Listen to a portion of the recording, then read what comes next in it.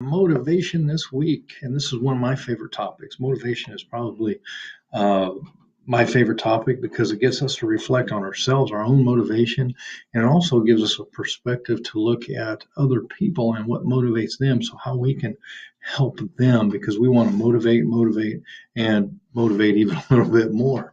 And I like in our video, we have four perspectives we can look from. We can look from the evolutionary perspective, drive reduction, optimal arousal, or Maslow's hierarchy of needs.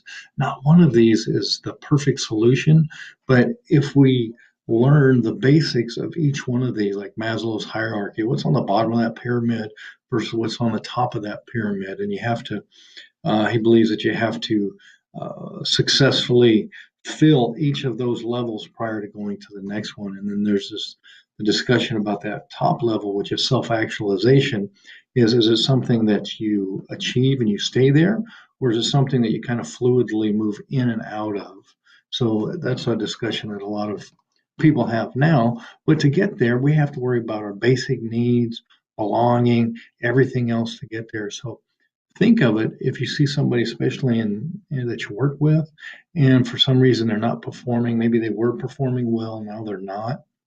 Look at motivation and look at it through the lens of either red, pink, yellow, or green, evolutionary, drive reduction, optimal arousal, or Maslow's hierarchy. Because when we look at it from the lenses of motivation, we take away our, if you're the boss and you want to point a finger at somebody, we take away that one and we put our hat into more of a troubleshooting mode, which most of us here are probably really good at, because as you go through life, you have to fix a lot of stuff. Think nothing is perfectly balanced. We have to fix. So think of motivation that way as well. And that's how to get the best out of people and how to get the best out of ourselves. So as we reflect upon ourselves and which one of these motivations affect us the most, that can change throughout our lifetime.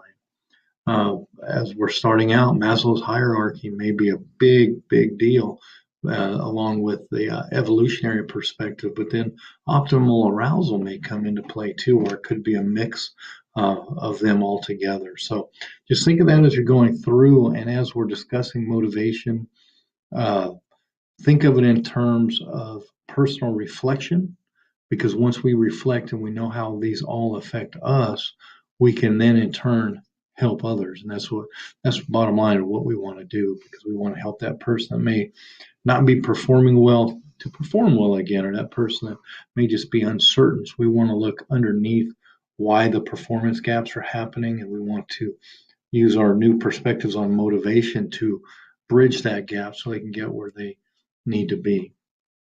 So hope everybody has a great week. And if anybody has any questions on the signature assignments, please just let me know. And I look forward to our discussions.